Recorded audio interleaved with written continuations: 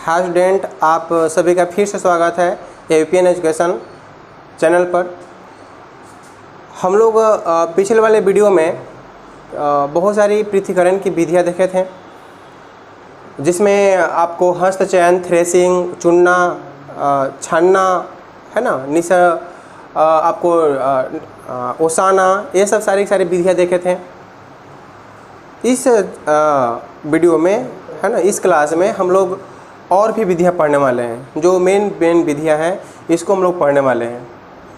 अवसादन या थिराना, ये एक ही चीज़ है, बस नाम अलग अलग है। अवसादन या थिराना, सेडिमेंटेशन, इसको इंग्लिश में सेडिमेंटेशन बोलते हैं। निस्तारण या निथारना, इसको बोलते हैं डिग्नेशन। निस्यंदन या छानना, इसको फिल्ट्रेशन बोलते हैं। और वाष्पीकरण को इवेपोरेशन कहते हैं। तो हम लोग इसको पारापारी से एक एक करके जो है 1 बाय 1 करके पढ़ेंगे। तो स्टार्ट करते हैं हम लोग। सबसे पहले अवसादन को हम लोग पढ़ते हैं। इसको पढ़ने के पहले हम लोग एक प्रयोग करते हैं।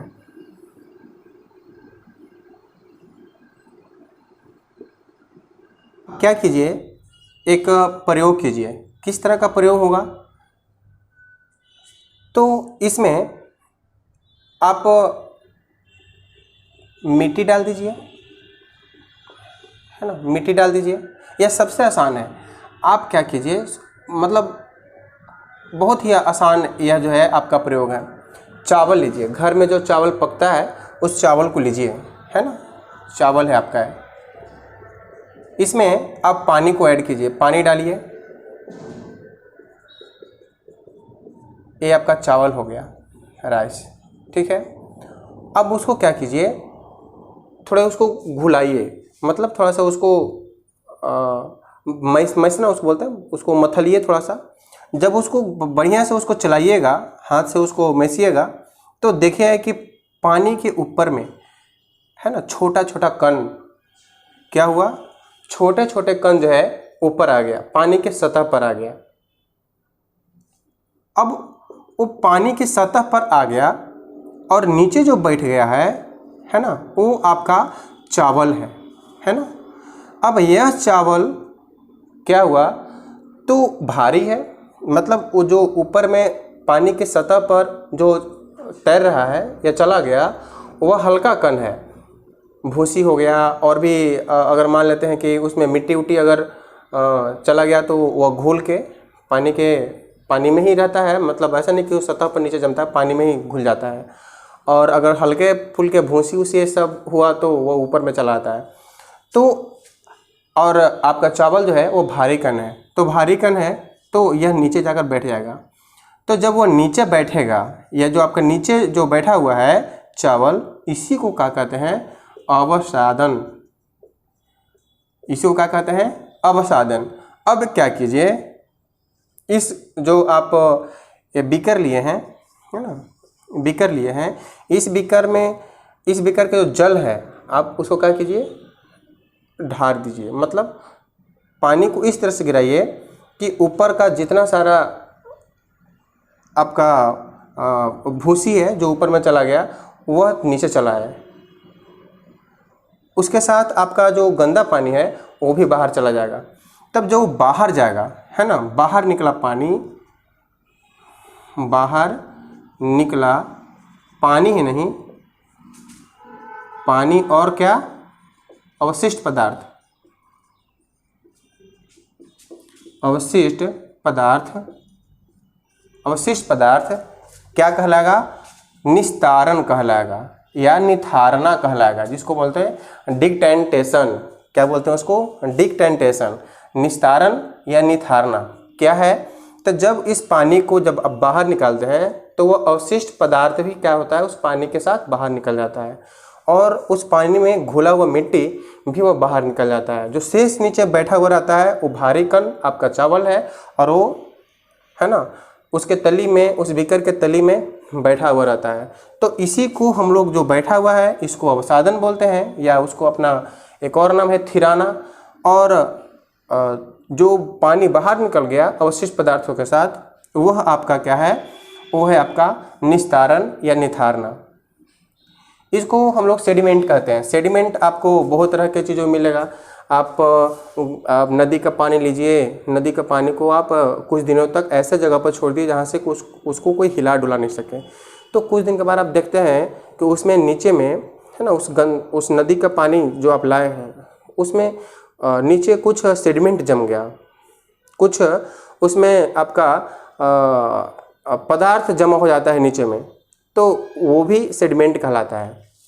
आपको नदी में कभी आप गए होंगे तो देखे होंगे कि बालू जो होता है वो बहुत ढेर सा लगा रहता है, ऊंचाई पर स्थित होता है, कहीं उसका मतलब जैसे जैसे वाटर का फ्लो होता है उस तरह से उसका बालू भी बिखरा हुआ रहता है, या फिर मिट्टी का कटाव। तो जो बालू रहता है ना, जैसे सोन में देखते हैं कि बहुत सारा बालू हम लोग निकालते हैं वहाँ से, तो बालू क्या है, वो अवसाद ही है, सेडिमेंट ही है। वो कहाँ से आता है, तो पत्थर के एक कण है, छोटे छोटे टुकड़े हैं जो कहीं दूर से आते हैं, रगड़ाते टूटते फटते, और उसको जब हम लोग निकालते हैं और घरों में प्रयोग करते हैं तो वो एक नदी का सेडिमेंट है ना, गाद है। गाद भी दूसरे भाषा में उसको गाद ही बोलते हैं। अभी हम लोग को कभी कभी देखते हैं कि पटना गंगा नदी में बाढ़ की स्थिति उत्पन्न हो गया, तो क्या कहते हैं, जाकर पश्चिम बंगाल के सरकार को बोलते हैं कि आप फरक्का बांध को थोड़ा खोलिए, अवसाद जमा हो गया है उसको निकालिए। इस तरह से कुछ बात होती है सरकारों के बीच।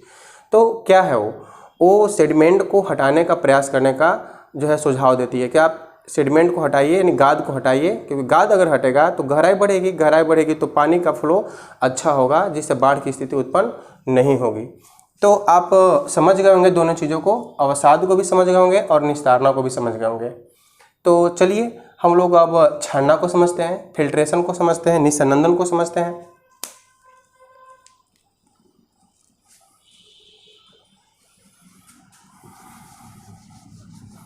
निस्संदन, छानना, इसका प्रयोग तो हम लोग अपने घरों में करते हैं, क्योंकि बिना फिल्ट्रेट किए हुए पानी तो पीते नहीं हैं, सभी के घरों में फिल्टर लगा होता है। तो चलिए निस्संदन को सीखते हैं। इसका हिंदी शब्द है निस्संदन, या उसको अपनी भाषा में छानना कहेंगे, और इंग्लिश में तो फिल्ट्रेशन कहते हैं, ठीक है। अब इसको हम लोग कैसे समझेंगे, तो आप प्रयोग कर सकते हैं, क्योंकि साइंस में प्रयोग ही है, बिना प्रयोग के तो साइंस है ही नहीं। प्रयोग करते हैं तो अच्छी तरह से हम लोग सीखते हैं। तो चलिए इसमें भी आप क्या कीजिए, एक बीकर लीजिए, ठीक है, एक आपको स्टैंड की ज़रूरत पड़ेगी, एक बीकर लीजिए, ठीक है, एक स्टैंड की आपको ज़रूरत पड़ेगी, स्टैंड है ना, और उसमें आप इस तरह से लगा दीजिए एक कीप, ठीक है, इसको कीप लगा दीजिए, इसमें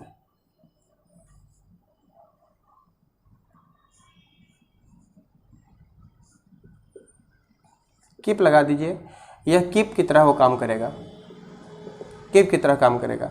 और इसी में क्या कीजिए, एक फिल्टर पेपर लेना पड़ेगा आपको, फिल्टर पेपर जिसको बहुत ही सूक्ष्म कणों को जो रोकता है उसको तो सेमी परमिएबल कहते हैं, लेकिन आप फिल्टर करने के लिए आपके बाज़ार में कपड़ा के जैसा, कभी कभी तो हम लोग कपड़ा का भी इस्तेमाल करते हैं, जैसे शरबत उरबत बनाते हैं, नींबू उम्बू घोलते हैं, तो उसको छानने के लिए इस्तेमाल क्या करते हैं, कपड़ा को भी हम लोग छन्नी बना देते हैं, तो आसानी से बस छन जाता है। तो उसी तरह से फ़िल्टर होता है ना।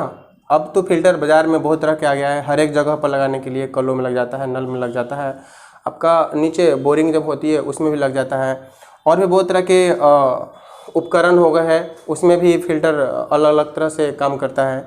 या फिर जो आरओ का हम लोग पानी पीते हैं उसमें भी वो फ़िल्टर लगा होता है। तो जो भी हो है ना, आपको तो प्रयोग करना है। आप प्रयोग करने के लिए एक फ़िल्टर लीजिए, फ़िल्टर पेपर होता है, फ़िल्टर किप भी होता है। अगर फ़िल्टर पेपर लेते हैं तो उस काट को किप के आकार दे दीजिए, है ना, मोड़ दीजिए तो किप का आकार का हो जाएगा।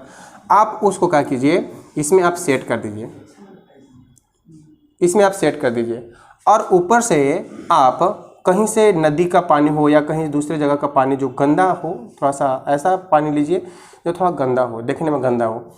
आप ऊपर से जब इसको डालिएगा तो उसमें जो कण होते हैं उसमें जो कण होते हैं वो क्या होंगे, इसमें छन जाएंगे। इसमें क्या होंगे, सभी कण जो है छन जाएंगे। जो इसमें छिद्र होता है उससे वो पास नहीं कर पाते हैं, वे बाहर ही छन जाते हैं, यानी स्किप में ही रहेंगे। और जो शुद्ध जल है आपका इसमें क्या हो जाएगा, फिल्ट्रेट हो जाएगा, आपका जमा हो जाएगा, है ना। तो ये आपका जो नीचे गिरा हुआ पानी है यह शुद्ध पानी है, और ऊपर जो है आपका गंदा पानी है। और शुद्ध कौन किया, यह फिल्टर किया है कि नहीं। यह फिल्टर जो है आपको पानी को शुद्ध करने का काम किया। तो हम लोग सभी में क्या देख रहे हैं, एक चीज़ कॉमन है, क्या है, तो किसी द्रव में ठोस पदार्थों जो अघुलनशील है, जो घुला हुआ नहीं है, उसको हम लोग बाहर करते रहे हैं।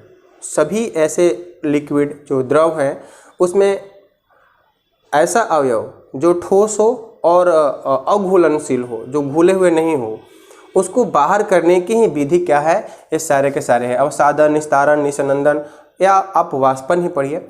इस सभी में हम लोग वही काम करते हैं कि द्रव में स्थित यानी लिक्विड में स्थित वैसे कण जो अघुलनशील हो, खैर इसको आप छोड़ सकते हैं, वाष्पन जो आपका जो है पढ़ना उसको छोड़ सकते हैं, क्योंकि वो जब नमक को घुलाते हैं तो वह दिखता नहीं है और शुरुआत में सॉलिड स्टेट में रहता है, लेकिन जब वाष्पन करते हैं तो क्रिस्टल अवस्था में आ जाता है, पूर्णतः वाष्पन होता है।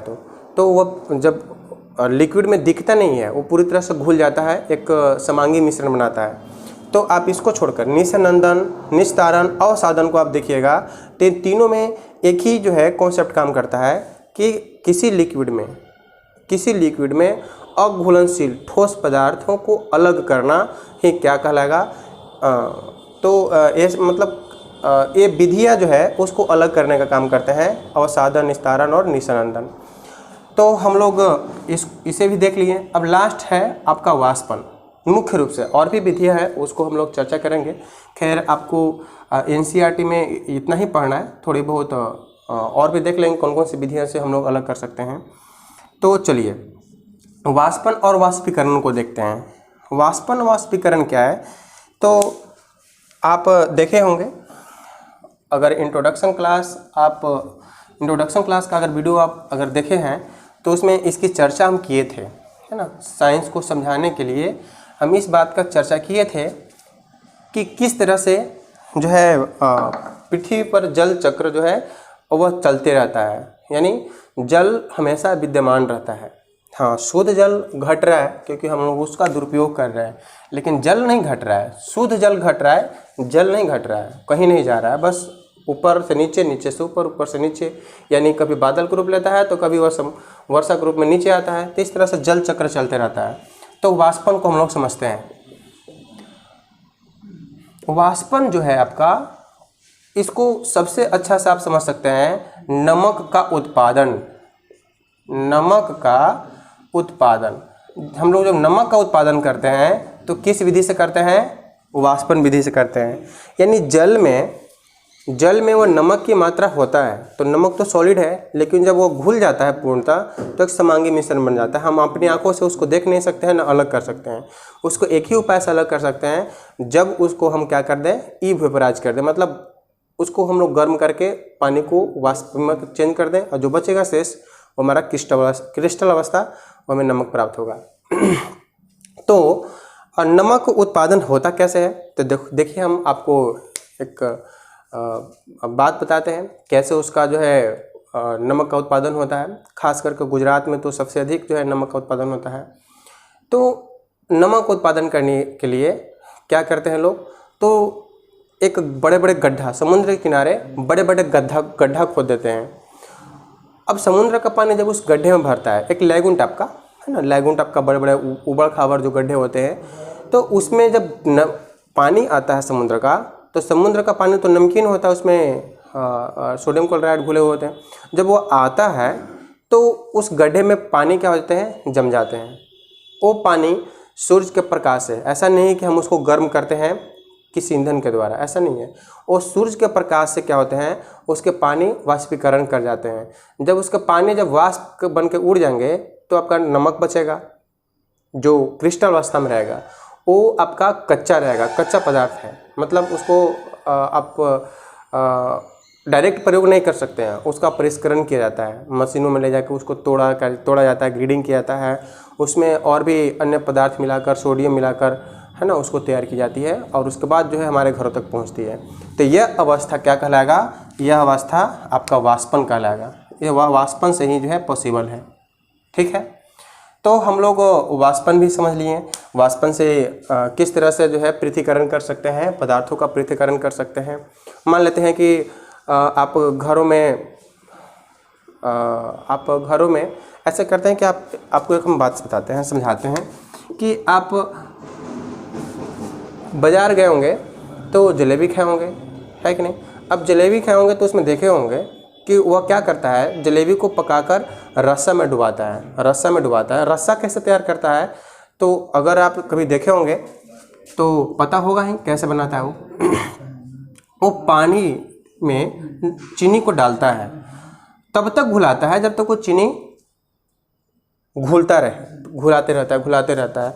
अब वो लास्ट में ऐसा होता है कि घुल ही नहीं रहा है, तब क्या करेगा, वो गर्म करना चालू करता है। जब गर्म करता है तो उसकी जो घुलाने की क्षमता है और बढ़ जाती है, तो और उसमें से चीनी डालता है और घुलाते जाता है। एक समय ऐसा आता है कि वो बहुत ही गाढ़ा हो जाता है और भी है ना, चीनी को घुलाने की अब क्षमता उसको खो जाता है। तो ऐसी स्थिति जब होती है लिक्विड की, तो उसको हम लोग बोलते हैं संतृप्त विलयन बोलते हैं। क्या बोलते हैं, संतृप्त विलयन। याद रखिएगा, संतृप्त विलयन, उसको क्या बोलते हैं, संतृप्त विलयन। ठीक है, संतृप्त विलयन। कब, जब इसको में आप तब तक जो है चीनी को घुलाते रहिए जब तक वो घुलना बंद न कर दे। जब घुलना बंद कर देगा तब समझिए कि वह संतृप्त विलयन हो गया। अब उसको घुलाने की क्षमता अब उसमें नहीं है। गर्म करने से लिक्विड में घुलाने की क्षमता क्या होती है, बढ़ जाती है, उसमें वृद्धि होती है ना। तो अब क्या कीजिए, तो अब उसको ठंडा होने दीजिए, है ना, ठंडा होने दीजिए।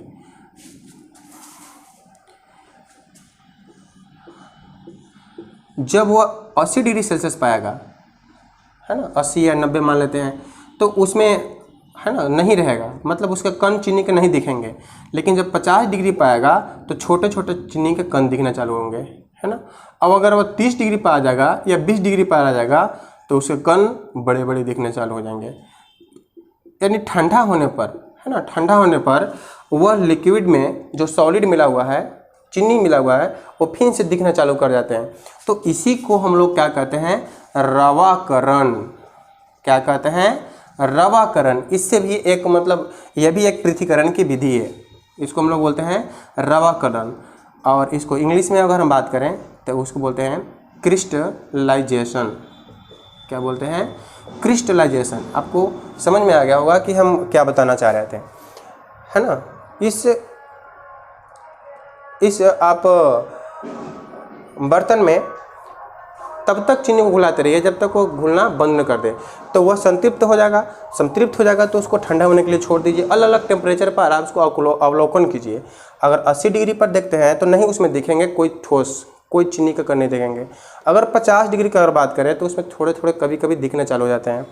अगर आप 20 डिग्री तक आते हैं तो उसमें और भी कण दिखाई ज़्यादा कण दिखाई देना चालू होते हैं। तो यह जो कण दिख रहे हैं यह क्रिस्टल अवस्था में आपको मिलना चालू होंगे। ये भी आपको जो नमक आप वेपोराइज कर देते हैं, है ना, तो नमक किस अवस्था में बचता है, तो क्रिस्टल अवस्था में बचता है। तो इसी को बोलते हैं रवाकरण। क्या उसको बोलते हैं, रवाकरण। ठीक है। अब आसवन को हम लोग समझते हैं। आसवन क्या है, आसवन से भी हम लोग क्या करते हैं, आसवन से भी हम लोग पदार्थों का पृथक्करण करते हैं, है कि। अब वह कैसे काम करता है आसवन, उसको हम लोग देखते हैं।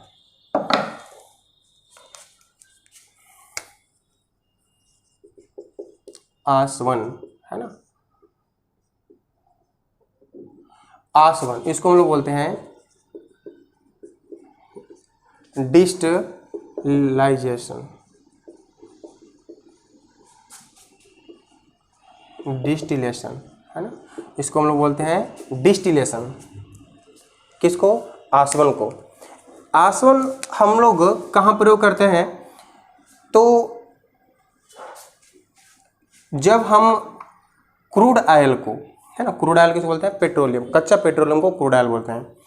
कच्चा पेट्रोलियम को एक टब में क्या किया जाता है, रखा जाता है ना।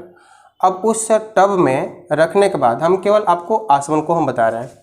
एक टब में मान लेते हैं कि क्रूड ऑयल को रख लिए, क्रूड ऑयल कच्चा पेट्रोलियम जो है उसको हम लोग रख लिए, तो कच्चा पेट्रोलियम कर सकते हैं, कच्चा पेट्रोलियम का रख लिए। अब इस क्रूड ऑयल में बहुत तरह के पदार्थ जो है, मतलब उसमें लिक्विड फायर रहते हैं, लिक्विड रूप में रहते हैं। अब उसको हम लोग गर्म करते हैं, तो गर्म करते हैं तो उसमें जो घुले हुए पदार्थ हैं, है ना, उसमें जो घुले हुए पदार्थ हैं उनमें क्या होता है, तो धीरे धीरे करके, है ना, अलग अलग टेम्परेचर पर संघनन चालू होता है ना, संघनित होना चालू होते हैं। मान लेते हैं कि कुछ टेम्परेचर पर पेट्रोल आपको जमा हो गया, पेट्रोल संघनित होकर आपको जमा हो गया एक टब में। कुछ टेम्परेचर है आपका, यानी सबसे कम टेम्परेचर पर पेट्रोल जमा होता है, फिर उसके बाद इस तरह से आपका डीजल जमा हो जाएगा, उसके बाद आपको केरोसिन जमा होगा।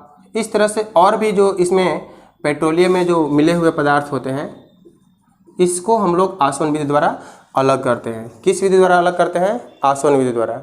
एक और आसवन विधि का हम बाद में बताते हैं। जैसे द्रव, है ना, पहले तो द्रव अवस्था में होता है, ठीक है। अब द्रव अवस्था से उसको हम लोग क्या करते हैं, गर्म करते हैं, हीट करते हैं। तो हीट करेंगे तो क्या होगा, वह वाष्पन हो जाएगा, यानी क्या होगा, वाष्पीकृत हो जाएगा, वो वाष्प के रूप में चेंज हो जाएगा। अब वो वाष्प के रूप में चेंज होगा, तब उसको फिर क्या कीजिए, ठंडा कर दीजिए। जैसे आप इसको ठंडा करते हैं वाष्प को, तो फिर से वह द्रव अवस्था में चेंज हो जाता है। अब यहाँ पर आप बताइए कि यही चीज़ हम किए कि नहीं किए, इस प्रक्रिया को हम लोग यहीं पर किए। क्रूड ऑयल था, लिक्विड से को हम गर्म किए, तो लिक्विड से गर्म किए तो वाष्प में चेंज हो गया, है ना, वाष्प में चेंज हुआ, और वाष्प में चेंज होकर ठंडा हुआ, तो वह धीरे धीरे करके फिर डीजल के रूप में, पेट्रोल के रूप में और केरोसिन के रूप में जमा होना चालू हुआ। तो इसी को हम लोग क्या कहेंगे, आसवन, यानी आसवन प्रक्रिया द्वारा हम लोग क्या करते हैं, द्रव को अलग करते हैं, ठीक है। अब लास्ट में एक और है चुंबक। चुंबक को देख लीजिए, थोड़ा सा है आपका चुंबक, है ना। चुंबक को देख लीजिए, चुंबक से पृथक्करण कैसे करते हैं। तो चुंबक हम लोग जानते हैं कि यह क्या करता है, तो लोहे को, निकेल को और कोबाल्ट को,